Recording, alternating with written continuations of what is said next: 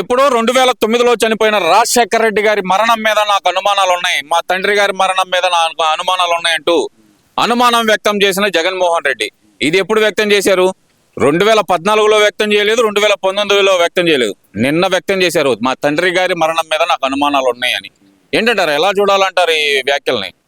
ఆయన చంపించాడు.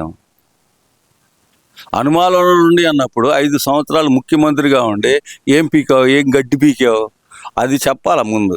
నేను 5 సంవత్సరాలు ఉన్నాను, ఒక సిట్ వేసుకుందాం, సిట్టింగ్ జడ్జి తోటి లేకపోతే ఇంకోటితోటో ఏపిచ్చేసి సిబిఐ ఎంక్వైరీ లేకపోతే సెంట్రల్ గవర్నమెంట్ సిఐడి ఎంక్వైరీనో ఏదో వేసుకోవాలి కదా. ఎందుకు వేయలేదు? ఎక్కడ నిద్రపోతున్నావు నువ్వు? తాడేపల్లి ప్యాలెస్లో పబ్జి ఆడుకుంటా, ఎగ్ పప్పులు తింటా, నీ కొంప చుట్టూరు ఇనప కంచి వేయించుకుంటా నిద్రపోతున్నావా నాన్న? ఎక్కడ నిద్రపోయానా? ఆ రోజు రిలయన్స్ వాళ్ళని మీద టార్గెట్ చేసావు. అవును చేశాడు కదా. ఆ తర్వాత అదే లేళ్ళప్పు రెడ్డి వీళ్ళందరూ రిలయన్స్ అదే ఏమంటారు రిలయన్స్ మార్ట్ల మీద దాడులు చేయించావు కదా. దాడులు చేయించిన మాట వాస్తవా కాదా? వాళ్ళు ఏం చేసింది రాదా? అదే ఆయన ఏం పేరు అండి, పరిమళ నత్వాని. పరిమళ నత్వాని కానీ ఎవరన్నా కానీ దాని ఆ యజమాని తీసుకొచ్చి ఇంట్లో కూర్చోబెట్టి భోజనం పెట్టావా అంటే నువ్వే చేయించినట్టుగా దాని అర్థం. ఇప్పుడు అనుమానం వ్యక్తం అవుతుందన్నావు, నువ్వు అనుమానం వ్యక్తం చేసిన వ్యక్తిని ఇంట్లో తీసుకొచ్చి భోజనం వేట పెట్టించేవారా? బార్కో కాదు నీ బండబడ. సరే ఏది బూతులు వద్దులే కానీ మనకి నీకెందుకు? నీకు ఆ బూతులు కాదులే, అది బూత్ కాదు. నీకెందుకు అనుమానం వచ్చింది అంటే నువ్వు మరి ఎందుకు నువ్వు ఆ రోజు నువ్వు ఎక్కడున్నావు? హెలికాప్టర్ ప్రమాదం జరిగిన రోజు నువ్వు ఎక్కడున్నావు? సాయంత్రం లోపైన ఏ ప్లేస్లో జరిగింది ఎక్కడని చెప్పేసి కొంతమంది ఎమ్మెల్యేలు మినిస్టర్లు ఆ ప్లేస్ కవర్ చేయడానికి వెళ్ళారు. ఆ ప్లేస్లో ఏం జరిగింది ఎందుకు తెలుసుకోవడానికి నువ్వు ఎక్కడ ఉన్నావో చెప్పాలి. ఎందుకు సంతకాలు సేకరణ ఓదార్పు చేస్తున్నారండి, ఫ్యామిలీ మెంబర్స్ ఓదార్స్తున్నారండి. అదే ఓదార్పు చేసేవాడు అయితే తల్లి చెల్లి ఇంట్లో నుంచి బయటికి ఎందుకు గిట్టేంతారు నాయన? ఎందుకు అది తర్వాత జరిగింది ఏందంటే ఎక్కడ బయట పడతాయో అని అనుమానం వచ్చింది నీకు. అందుకని చెప్పి ఆస్తులు ఇవ్వకుండా ఏమి ఇవ్వకుండా వాళ్ళని బయటికి నెట్టేసావు. అంతకు మించి ఏమన్నా జరిగింది అక్కడ? జరిగిందా లేదా? జరిగింది. వాస్తవం కాదు అది. వాస్తవాలు మాట్లాడుకుంటే నువ్వు తలగా ఎక్కడ పెట్టుకుంటావు, హార్ట్ అటాక్ వచ్చిందో లేకపోతే బీపీ పెరిగిపోద్దో ఎవరికి తెలియదు. సరే ఆ హార్ట్ అటాక్ దాని సంగతి తర్వాత అండి. ఇప్పుడు ఆయన అకస్మాత్తుగా ఇప్పుడు దాన్ని అనుమానం ఉంది నాకు, ఆయన మరణం మీద ఇంకా అనుమానం పోలేదు, నాకు చాలా అనుమానాలు ఉన్నాయి అనే మాట ఇప్పుడు మాట్లాడడానికి గల కారణం ఏమనుకోవచ్చు అంటారు? సెంట్రల్ గవర్నమెంట్ సిఐడి ఉంటుంది కదా, వాళ్ళని పెట్టి ఇన్వెస్టిగేషన్ చేయించుకోవచ్చు కదా. 5 సంవత్సరాలు నువ్వే కదా పరిపాలన ఉంది. ఆ కోవిడ్ వచ్చినా కానీ వాళ్ళు చేస్తారు. వాళ్ళు అడుక్కు తినే వాళ్ళకి వెళ్తారో, సిగరెట్లు అమ్ముకునే వాళ్ళకి వెళ్తారో, దేనికోసం వెళ్తారో వాళ్ళని ఐడెంటిఫై చేయడం కూడా చాలా కష్టం. ఒక లెటర్ ఇవ్వటానికి కూడా అది బొక్కలోంచి ఇచ్చి రావాలా.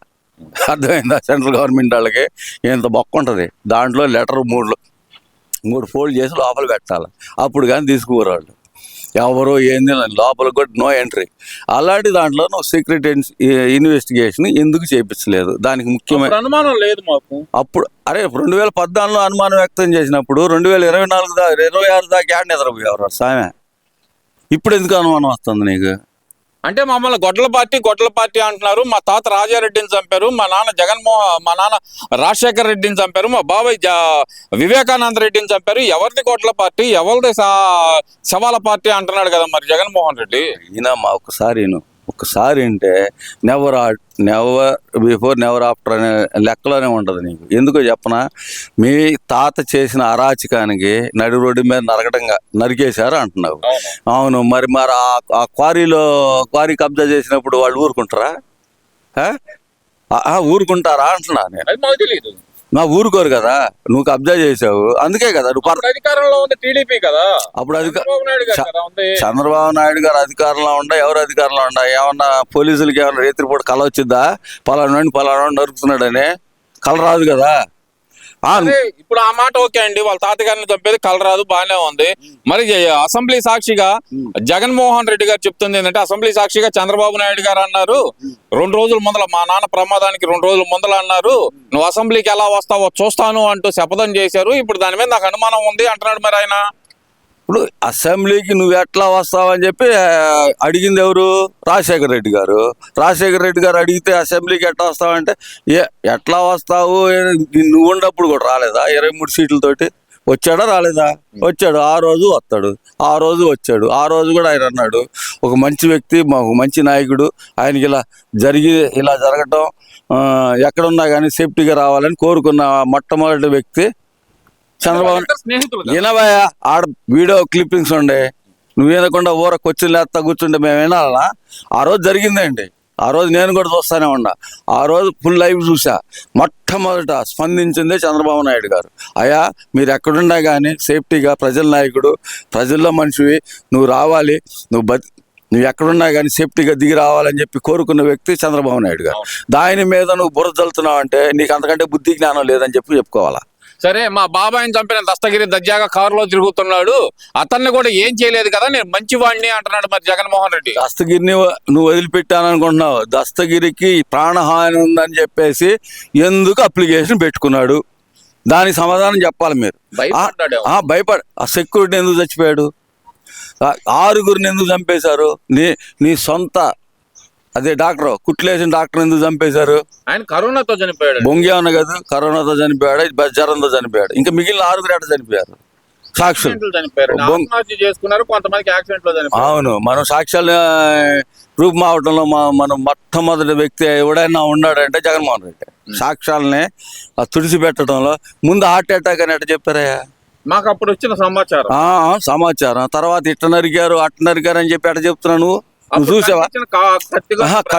కట్టుగా ఇట్ట నరికారు అట్ట నరికారు అని చెప్తున్నావు కదా. గొడ్డలతో నరికారు, మెదడు బయటకు వచ్చింది, ఈ పక్కన కూర్చోబెట్టారు. సూసైడ్ లెటర్ ముందు రాయించుకున్నావు నువ్వు. ఈ బీటెక్ రవి ఏమన్నా పిచ్చోడా ఏంటి? లేదంటే ఏదైనా ఆధారం అంటే ఏలు ముద్ర అయినా దొరుకుతాయిగా, కనీసం గేటు మీద అయినా దొరుకుతాయిగా. వచ్చిన సిఐని ఇంట్లోకి ఎందుకు రానిలా? ఎందుకు నువ్వు అవన్నీ కడిగేపించావు? చెప్పాలి కదా. నీకు చంద్రబాబు నాయుడే చేయించాలంటున్నావు, చేయాలనుకుంటున్నావు. కానీ చంద్రబాబు నాయుడు గారు ఎక్కడ ఉన్నారు? పొద్దున్నే నువ్వెక్కడ ఉండవు? నీకు 3:30కి ఫోన్ ఎందుకు వచ్చింది భారతిరెడ్డి గారికి? నువ్వు మీటింగ్లో ఉన్నాడు, అలా లేచి ఎందుకు వెళ్ళావు? ఇవన్నిటికీ సమాధానాలు చెప్పాలని అవసరం ఉంది కానీ అన్న, ఉందా లేదా? ఉంటుందా ఉండదా? మరి ఎందుకు చెప్పకుండా ఏదో మా బాబాయ్ మీద అనుమానం ఉంది, మా తండ్రి హత్య కేసు మీద అనుమానం ఉంది, నేను 100 మంది శత్రువులను తయారు చేసుకుంటా. నువ్వు చేసిన అరాచకం ఏందో చెప్పనా? 10th క్లాస్ పేపర్లు కొట్టేయడానికి నువ్వు చేసిన అరాచకం తెలుసు. అర్థమైందా? మరి ఏ నాలెడ్జ్? జనరల్ నాలెడ్జ్ అంటే దేశం ఎట్లా ఉంటుంది, దేశ ప్రజలు ఎట్లా ఉంటారు, వాళ్ళకి ఎలాంటి ఉపయోగం చేయాలి అనేది నీకు లేదు. ఊరక తలనేమరటం, నెత్తి మీద చేతులు పెట్టడం. శటగోపురం అంటే అది దేవుడిది పెడతారు, నువ్వు మాత్రం చేతులు పెడతావు. చేతులు పెడితే వాడు సర్వనాశనమే. ఎవరైనా కానీ ఎవరి చేతి మీద ఎవడు చేతులు పెట్టి ఇట్లా నిమరకూడదు. అది కూడా తెలియదు నీకు. కనీసం భారతీయ ధర్మం కాదు, ఎవరైనా కానీ తల్లి కానీ చెల్లి కానీ కూతురు కానీ భుజం మీద చేస్తారు, లేదా నెత్తి మీద చేయి పెట్టాడు అంటే అది సర్వనాశనం. భస్మాసుర అస్తం అంటారు దాన్ని. ఎలా చెప్పగలరు? ఇప్పుడు బైబిల్ అంటే ఇక్కడ నేను దీని గురించి అడుగుతున్నాను కాదు, వైఎస్ షర్మిల గారు చెప్పింది, నా ఒక మీటింగ్ లో చెప్పింది, గొర్రె పిల్ల చేసిన పుణ్యమంతా తీసుకోవటానికి ఆ గొర్రె పిల్లని నిమురుతారు తల మీద, శిరస్సు మీద అని చెప్పి ఆమె చెప్పిన మాట. అలాగే అనుకోవచ్చు కదా ఇది కూడా. మేమెందుకు అనుకుంటాం? ఏదైనా కానీ దీన్ని నరకాలంటే కొద్దిగా మన ఎవరైనా కానీ ఒక చిన్న 2 ఎండుగడ్డలు తీసుకుంటా, ఎండుగడ్డలో పచ్చాకులో అది వస్తుంది అనమాట. నమ్మి వచ్చినప్పుడు దాన్ని చక్కగా నుంచోబెట్టి నరికేస్తున్నారు. దాన్ని ఏమంటారు? సరే, అవన్నీ తీసేయండి. మాది శవాల పార్టీ అంటున్నారు. శవాల పార్టీ అంటే మీది బాలకృష్ణ టప ఎలా టప అనేది కాల్చి చంపాడు, కాల్పులు చేశాడు వాళ్ళ దాని మీద. అలాగే హరికృష్ణ గారి యాక్సిడెంట్ లో చనిపోతే అక్కడికి వెళ్ళి ఆ శవం దగ్గర పొత్తుల గురించి మాట్లాడాడు చంద్రబాబు నాయుడు. మాది కాదు శవాల పార్టీ మీది అంటున్నాడు కదా. పొత్తులే ఉండే, మనిషి చచ్చిపోయిన తర్వాత ఎవరితో పొత్తు పెట్టుకుంటాం సార్? బీఆర్ఎస్ తో పొత్తు పెట్టుకోవడానికి అక్కడ మాట్లాడారు. అరే బీఆర్ఎస్ వాడు పిచ్చుకొక్క, వాడికి ఇవాళ ఏడున్నాడు? బీఆర్ఎస్ ఎక్కడ ఉంది? అదో పాతాళానికి పోతుంది. చంద్రబాబు నాయుడిని ఎన్ని రకాలుగా తిట్టాలంటే అన్ని రకాలుగా తిట్టాడు. శిష్యుడు గురువుని తిట్టితే ఏమైందో రుచి చూశాడు కదా. ఇప్పటికైనా బుద్ధి తెచ్చుకోకుండా బీఆర్ఎస్ వాళ్ళు కానీ, కవిత కానీ, లేకపోతే కల్వకుంట్ల ఎన్టీఆర్ కానీ, ఏది ఆయన పేరు పెట్టుకున్నాడులే, ఎన్టీ రామారావు పేరు పెట్టుకొని ఎన్టీ రామారావు పార్టీని తిట్టే దౌర్భాగ్యం ఉండాకొడికి ఎవడన్నా ఉన్నాడంటే వాడు కేసీఆర్ గాడే. ఇప్పటికైనా కాంగ్రెస్లో పోయినా ఆయన రేవంత్ రెడ్డి గారు ఇప్పుడు నా గురువు గారే అంటాడు. గురువుని గురువుగా గౌరవించలేని ఎదవలు ఎందుకండి వీళ్ళు? అరే ఎన్ని కాదు, చంద్రబాబు నాయుడుకి ఇదే చివరి ఎన్నిక. ఆయనకి ఇప్పటికే 77 సంవత్సరాలు, మహా అయితే ఇంకొక 3 సంవత్సరాలు 80 సంవత్సరాలు అంటే ఇదే చివరి ఎన్నికలు. ఈ చివరి ఎన్నికల్లో కూడా ఆయన భయపడుతున్నాడు, బీపీ పెరుగుతుంది. మావిగన్ అనే పేరు చెబితే నిద్రలోగా ఆయన ఆ పేరు వినపడితే గుండెకి చచ్చిపోతాడు. ఇది జగన్మోహన్ రెడ్డి గారు చెబుతున్న మాట. అరే నీకు గుండె కాదు, నీ గుండె ఆగిపోతుంది.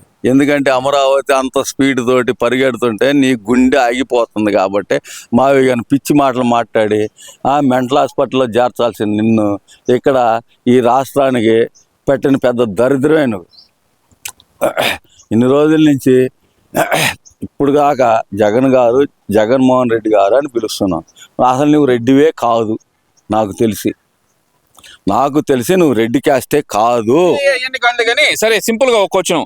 మొన్నటి వరకు అంటే జగన్మోహన్ రెడ్డి ఈ ప్రెస్ మీట్ పెట్టడానికి ముందల వరకు కూడా తమిళనాడులో విజయ్ గెలుపుకి కారణం మా జగన్మోహన్ రెడ్డి ఫోటోనే అంటూ వేరే లెవెల్లో అయితే కనుక వైసీపీ సోషల్ మీడియా కానీ వైసీపీ నాయకులు కానీ మాట్లాడిన మాటలు, ఆఖరికి రోజా గారు కూడా నిన్నేంటి ఆయన పుసుక్కున అసలు వీళ్ళందరినీ ఎట్టా అన్నాడు, ఆయన గెలుపుకి నాకేం సంబంధం అని చెప్పి ఒక మాటతో తీసేసాడు. ఎందుకంటారు? నీ ఫోటో పెట్టుకొని ఇక్కడ 175 సీట్లు నువ్వు గెలిచింది 11. నీ ఫోటో ఆ ఊరకు చూపించడానికే 11 సీట్లు తగ్గినాడు. ఇది ఒక దరిద్రం. దేశంలో లేని దరిద్రం ఏంటి అంటే అసలు ఒక ముఖ్యమంత్రి ఓడిపోవటం ఏంద్రా స్వామి, స్టాలిన్ ఓడిపోవటం ఏంటి? మా రోజా గారు పాదం పెట్టారు. రోజా గారు అంట ఈ పాదం పెట్టారంటే మహాపాదం, ఇనపాదం, మామూలు పాదం కాదు అది. ఈయన పాదం పెట్టింది. ఈయన కొడుకు ఇద్దరు ఓడిపోయారు. అసలు ముఖ్యమంత్రి ఓడిపోవడం ఏంద్రా స్వామి? చరిత్రలో లేదు.